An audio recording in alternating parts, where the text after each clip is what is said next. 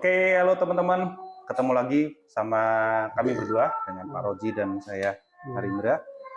Kita mau update progres dari pesawatnya ya. Kemarin baru kelihatan fuselase aja. Iya, fuselase nah, sekarang udah nambah nih. Ada kelihatan ada sayapnya, ada motornya, ada ekornya. Nah, mungkin bisa diceritakan dulu. Oke. Jadi progres selanjutnya kita adalah ke sayap.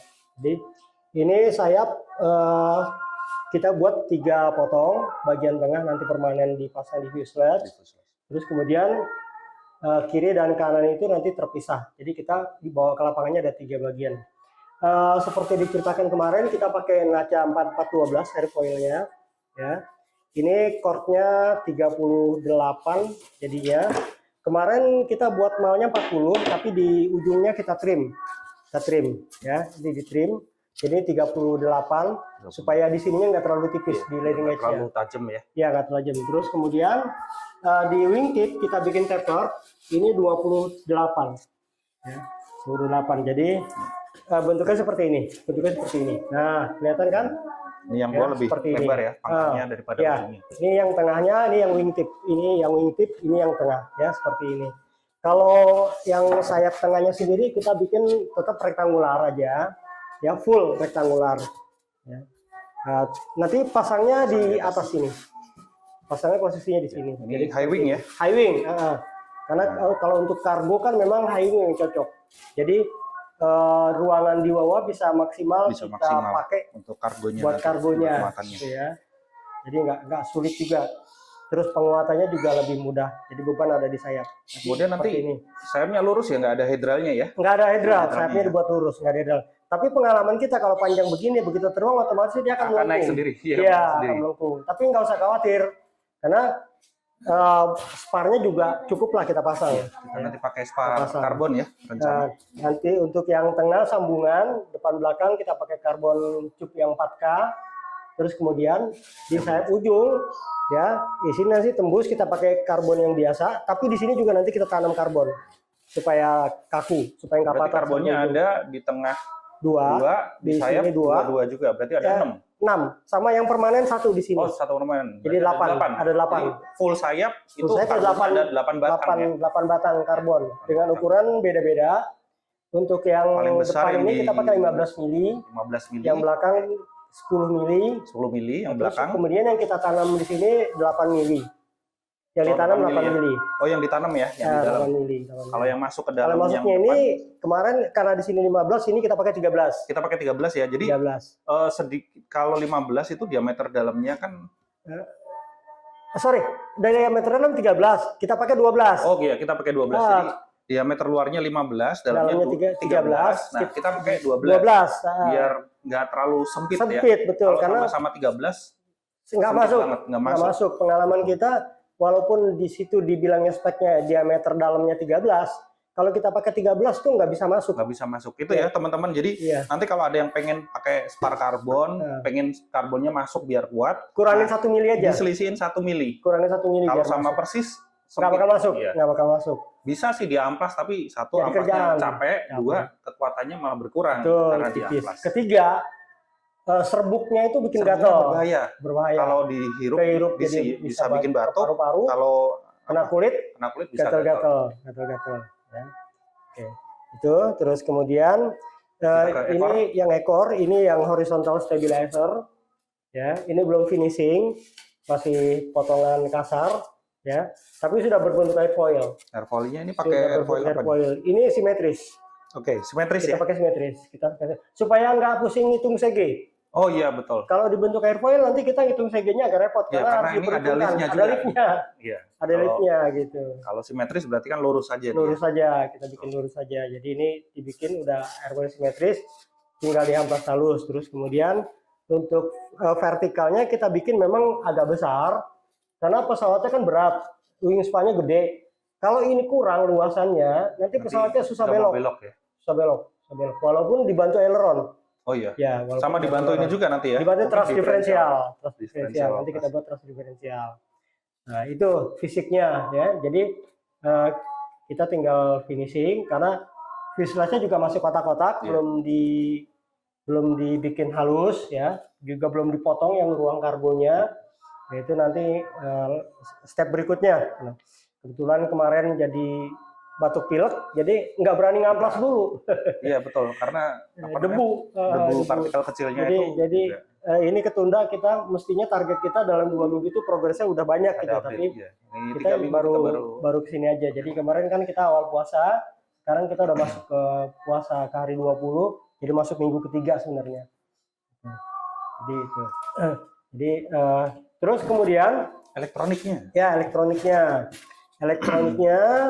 nanti rencana motor di sayap tengah gini ya. Sini. Nanti di sini 2 kiri kanan. Ada 2 kiri kanan. Ya. Ini kita pakai NTM Prop Drive 3536 ya. 3536, KV-nya 800. Ya. 800, powernya 700 watt per motor. 700 watt. Berarti total ini ada 1400 watt ya. 1400 watt. Wah, gede juga per ya. Motor. Kayak listrik rumah itu 1000 1400 watt per pesawat gitu ya.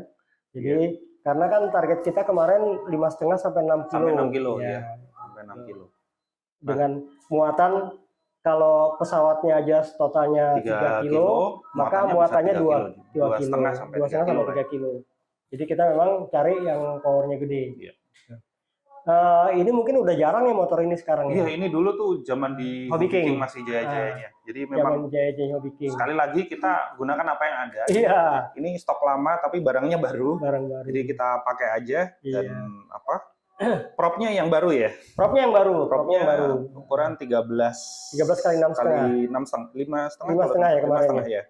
13 kali 5,5. Jadi dari datasheetnya ini Prop Drive 3536 800 kV, kalau pakai 13 kali 6,5, kita dapat static thrust itu sekitar 1,8 kg per motor. Ya. Berarti 2 motor bisa 3,6 kg.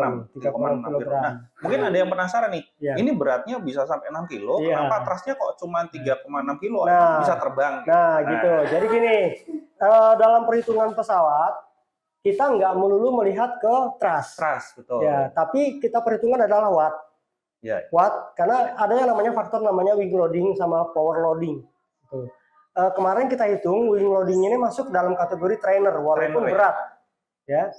Jadi wing loadingnya masuk dalam kategori trainer walaupun kita hitung 53 gram per desimeter persegi. 53 gram per desimeter persegi. Tapi wing cube loadingnya masih 7. 7 itu masuk trainer. Wing cube-nya masih 7. Loadingnya masih 7 ya? 7 di angka 7. Ini harusnya terbangnya sih karakternya. Nah, karena kenapa kok bisa begitu? Ini sayapnya lebar banget. Jadi meskipun berat, rasio antara luasan sayap dengan beratnya itu bagus. Gitu. Jadi pesawatnya ini bisa dibilang ringan. Terus dibandingin sama ditambah lagi pemilihan airfoil juga menentukan. Kalau airfoilnya salah, walaupun thrustnya gede, itu pesawat akan take off aja jauh sekali gitu landasan. Karena liftnya munculnya sedikit gitu. Betul. Gitu. Jadi ada beberapa faktor sebenarnya. Nggak melulu thrust yang kita hitung, watt juga, terus kemudian wing area, wing loading, wing tube loading, dan pemilihan airfoil. Itu yang menentukan, yang kuncinya. Seperti itu. Jadi mungkin sederhananya sebenarnya motor ini cuma memastikan pesawatnya maju aja. Betul. Jadi yang mengangkat itu sayapnya, lift dari sayapnya. Betul. Gitu. Jadi bukan dari dorongan motornya, tapi lift dari sayapnya. Nah, seberapa efisien airfoil ini bisa mengkonversi gerakan maju jadi lift. Itu nanti kita buktikan di lapangan Jadi yang kita pilih adalah airfoil yang di kecepatan rendah sudah menghasilkan lift. Di kecepatan rendah, sudah menghasilkan lift. Jadi kita nanti juga mungkin kita akan tambah flap ya. Betul, rencananya nanti flap di depan sini, di tengah sini kita kasih flap. Untuk tes pertama mungkin kita coba tanpa flap, tapi kalau misalnya ternyata take off run-nya jauh, kita aktifkan flap. Ya, pertama ngetes mungkin kita juga beratnya nggak akan maksimal ya. Karena kita mungkin nggak pakai pelot dulu. Tanpa beban dulu. Murni pesawatnya aja, airframe-nya nanti kita pada saat ngetes. Jadi relatif lebih ringan lah ya. Betul. Pengalaman kita yang di Twin Drone Carrier, itu kan motornya justru lebih kecil dari ini. Lebih kecil ya? Ya, motornya lebih kecil ini. Itu Drone Carrier 480 watt motornya 2820. Oh iya, 480 watt. Itu take off run-nya aja 5 meter udah naik. 5 meter udah naik. Itu wingspan 2 meter 40. Dan itu juga kayak totalnya kita nggak nyampe setengah ya. Cuma sekitar 40% ya. Iya, itu pun waktu tes terakhir final kita kan 6 kilo juga. Iya betul, dia 6 kilo. 6 kilo juga. Masih aman. Nggak sampai 10 meter udah naik dia seperti itu. Jadi sekali lagi ketika memang desainnya efisien, trust to weight ratio-nya itu nggak perlu gede, nggak perlu banding satu. Kita pakai patokan cuma 60%. 60% hanya dipakai untuk take off. Oke, pada saat cruising bisa jadi di bawah itu ya? Di bawahnya itu bisa dihitung. Karena mungkin dengan throttle 30%. Ya, udah ada momentum terbangnya. Betul. Kalau take off itu kan karena dari berhenti ya. Dari berhenti. Dia butuh energi untuk bisa untuk bergerak seperti itu. Nah, seperti itu. Jadi nanti kita pasang di sini 2 ya. Ini dipasang di dalam bukan di titik sambungan karena di sini nanti akan posisi dudukannya akan mengunci dengan spar karbon. Spar karbon ya. Spar karbon. Jadi mountingnya nanti strukturnya sayap itu nanti jadi penguatan strukturnya si motor. Seperti ini gitu ya. Karena ya kita nggak mungkin ngandelin torsi segitu besar ke foamnya, jadi ke tulangnya. Nanti kita akan ikat ini di tulang. Dengan karbonnya. Itu yang selalu kita pakai. Jadi sekaligus penguatan untuk menahan bebannya gitu kan. Makanya kadang pesawat gabus gitu pesawat gabus emang kuat gitu. Iya. Bisa ya. Tergantung dilihat gabusnya aja. Tergantung tulangnya, tergantung finishingnya sama strukturnya di situ. Ya kembali ke elektronik. Sebenarnya perhitungan pakai 13 kali 5,5 ini kita lihat arusnya tuh cuma 40 ampere. 40 ampere maksimal 40 ampere maksimal di 4S ya. Di 4S. 4S 40 ampere itu kurang lebih 600 watt ya. 600 watt. 600 watt. Kita main di 600 watt aja walaupun ini speknya 700 watt. Tapi untuk speed control ESC sebenarnya 50 ampere cukup. Tapi kita cari aman, kita pakai 60 ampere. Jadi kita sedikit di atasnya kebutuhan. Sebenarnya butuhnya cuma 40 pakai 50. Tetap kita butuhnya minimal 50, tapi kita cari aman, kita pakai yang 60. Betul. Jadi perhitungan ESC itu kan 1/4 kali harus maksimal. Kalau 40 berarti kan kali 1/4 kan 50. Ya, tapi kita pakai yang 60 karena jaga-jaga aja nanti barangkali ada proyek lain. Ini kita bisa pakai. Kita bisa memanfaatkan yang udah ada gitu. Termasuk mungkin nanti flight controller kita pakai dari yang bekasnya solar glider ya. Jadi itulah kenapa kadang kita tuh kok nggak semuanya disolder gitu. Kita pakai konektor biar kita bisa pindah-pindah. Iya, karena kan mungkin nanti teman-teman bisa kasih masukan juga ke kita kan mau proyek apa lagi, kita mau improve apa lagi atau pilotnya kita mau kasih muatan apa. Jadi biar kita bisa risetnya bisa berkelanjutan. Riset berkelanjutan. Dan dengan demikian komponen-komponen yang udah kita beli ini tidak mubazir. Iya, nggak cuma sekali terbang terus selesai masuk gudang, betul kan? Kita bisa pakai lagi ke pesawat lain. Jadi kitanya tetap kreatif, jadinya cari terus kan. Jadi kita fokus ke fungsinya bisa macam-macam, tapi dengan mungkin nggak perlu modal dari nol lagi. Kita apa yang kita udah punya kita bisa gunakan lagi. Ya, barangkali juga nanti misalnya sayapnya kita bisa pakai ke model lain, gitu kan. Kita bisa bongkar pasang asal mountingnya sama. Betul, fuselage-nya bisa kita pakai lagi ke model lain, gitu kan. Jadi bisa saling tukar. Interchangeable gitu yang mungkin nantinya ya. Tapi nanti kita lihat lah. Iya, kita lihat lah. Kalau memang ternyata seperti itu idenya, mirip, ada yang bisa kita pakai, ya kita akan pakai.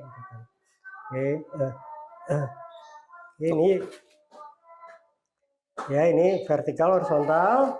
Kemudian, ini berarti inverted T ya konfigurasinya. Inverted T, konvensional. Jadi dibikin lurus saja. Praktis saja lah, yang simpel-simpel aja. Betul. Nanti karena ini motor ada di depan CG, posisi sayap bisa agak maju ke depan supaya tail momennya agak panjang. Ini kan ngebantu stabilitas terbang lurusnya. Kerjanya flight control nggak terlalu berat karena ekornya semakin jauh dari titik CG-nya, dia akan semakin efektif. Seperti itu. Ditambah dengan luasnya vertical stabilizer-nya cukup, jadi walaupun misalnya kita terbang lepas kontrol, si flight control nggak mengkoreksi pun nggak apa-apa. Iya, karena secara alami dia stabil. Alamiahnya sudah stabil, sudah lurus seperti itu. Nah itu sebenarnya yang pesawat itu sebenarnya seperti itu. Gitu. Bukannya si flight control jadi pengkoreksi tiap saat, gitu. Capek dia. beda cerita sama ini ya, mungkin kayak pesawat tempur itu kan Ya, dia secara memang alami dia unstatic stability. ya, Stabil, dia dia dipakai secara gitu. alami tidak stabil. Tidak Kalau stabil, ini gitu. secara alami dia stabil. Iya, kalau kayak gini pesawatnya kita buat stabil. Jadi mungkin kita juga saran buat teman-teman bikin pesawat itu sestabil mungkin. Jadi koreksi dari flight control kalaupun itu pakai itu sedikit. Jangan berharap koreksi 100% dari flight controller. Karena sering saya temuin, udah bikin aja dulu, nanti pasang FC, gampang, FC-nya yang koreksi. Nggak gitu. Kalau kita tes pertama terbang justru FC-nya dinonaktifkan. Iya. Seminim mungkin ya. Seminim mungkin. Jadi FC-nya paling cuma kita pakai ini aja, pakai stabilize saja, auto stabilize saja. Itu juga pengalaman sebelumnya ya. Jadi ketika CG-nya nggak pas, itu yang paling sering terjadi itu kayaknya CG-nya. Ketika CG-nya nggak pas, meskipun pakai flight controller, mungkin teman-teman bisa ngeliat video Solar Glider ya, gitu. Terbang perdana dia kayak lumba-lumba. Itu karena CG-nya nggak pas. Meskipun ada flight controller, ketika CG-nya settingnya belum benar, ya terbangnya tetap lumba-lumba, nggak bakal lurus gitu. Jadi tetap kita perlu pertimbangkan banyak hal, meskipun ada dibantu sama flight controller. Nah, contoh kedua yang CG pas dan hitungan pas adalah yang di drone carrier. Oh iya. Itu terbang kan lurus banget dan lurus enak banget itu. Lurus banget, enak banget. Terbang pelan pun lurus gitu. Nah, kita berharap dengan pengalaman kita sebelumnya, kita buat ini karakternya bisa seperti itulah. Itu kita akan perbaikin terus. Nah, terus kemudian, tahap berikutnya nanti kita kan akan finishing ini, membentuk. Ini kan masih bentuk kasar, masuk kotak-kotak. Ya. Kita akan bentuk, terus kemudian ruang kargonya kita potong, kemudian landing gear kita pasang. Iya. Garisnya ya. Jadi nanti kita akan potong. Ya, udah kelihatan di situ ada ya. Ada. Oke, situ. Nanti kita potong. Kita potong. Jadi ini adalah area kargonya. Lepas. Kargo ini akan bongkar pasang. Akan bongkar pasang. Teman-teman bisa bayangin kayak tronton lah ya. Iya. Cuman kalau tronton di numpang, nah ini nempel di bawahnya. Kontainernya ada di bawah. Kontainernya ada di bawah. Nanti kita akan buat kunciannya. Apakah nanti mau dibikin bongkar pasangnya di darat? Apakah bisa dropping? Bisa dirilis? Apakah bisa dikasih sayap jadi glider? Nanti kita akan coba semua. Jadi banyak potensi. Banyak potensi di pesawat ini. Makanya kita sebutnya adalah multipurpose platform ya. Iya, multipurpose platform. Platform. Jadi kita bisa banyaklah idenya yang bisa dimasukin. Nggak cuma sekedar bawa barang, gitu. Tapi bagaimana rilis barangnya gitu kan. Betul. Jadi mau fungsi-fungsi berbeda, kita nggak perlu bikin ulang pesawatnya. Kita tinggal ubah-ubah bawahnya aja kargonya, kontainernya. Dan seperti biasa, karena ini kita proyeknya nggak muluk-muluk, untuk finishing kita nggak pakai resin, kita nggak pakai fiber woven, karena itu terus terang. Kalau bukan untuk keperluan komersial, mahal. Mahal, ya. Ini kan kita proyek kan uji coba fungsi, gitu. Uji fungsi. Nah, kita jadi finishing cukup dengan seperti biasa kertas wajik. Ini nanti kan diamplas halus, mulus, terus kemudian kita laminating dengan kertas wajik bisa dengan lem fox, bening, kemudian dikasih warna, atau sekaligus warna kita pakai load drop berwarna, ya. Jadi juga nggak macam-macam. Kuat juga ya. Kuat, udah keras karena dia kan elastis. Anti bocor, elastis ya, karena bahannya elastis ya, jadi dia waterproof dan elastis gitu. Nah, terus kemudian kalau untuk mengkilatnya kita tetap bisa laminating dengan plastik laminating supaya kelihatan enak dilihat seperti itu. Atau kalau teman-teman pengen praktis bisa juga pakai stiker langsung ya. Stiker langsung, cuma beratnya beda. Pasti akan kita bisa aja pakai Oracle bisa juga, tapi beratnya beda. Dan pengalaman kita kalau ini kurang hati-hati ngamplas, kurang halus, nggak nempel, gampang letek. Betul. Gampang letek. Dalam jangka panjang dia akan copot, yang letek lemnya akan lepas. Beda kalau kita laminating dengan lem dengan kertas. Karena masuk ke pori-porinya. Masuk ke pori-pori, dan sifatnya kertas kan dia menyerap air kan. Menyerap. Harus gitu. Nanti tinggal luarnya aja kita kasih laminating yang transparan, yang tipis, yang buat stiker itu. Jadi tetap hasilnya bisa mengkilat. Kelihatan mengkilat. Oke, mungkin itu dulu ya video kali ini. Kita kalau teman-teman punya ide, jangan lupa komen di YouTube kita ya. Mau bawa muatan apa atau mau ditambahin modifikasi apa, silakan di komen di YouTube-nya kita. Sampai ketemu setelah Lebaran. Setelah ya? Lebaran, setelah Lebaran. Sekaligus kita mengucapkan Selamat Idul Fitri. mohon maaf lahir dan batin. Sampai ketemu. Dan Sampai buat ketemu. teman-teman yang akan melakukan perjalanan mudik, selamat mudik. Hati-hati di jalan. Selamat ketemu keluarga, Selamat ketemu hati-hati di jalan, selamat kembali ke tempat tinggal. Dan selamat bekerja kembali. Yuk, oke. Terima kasih. Salam.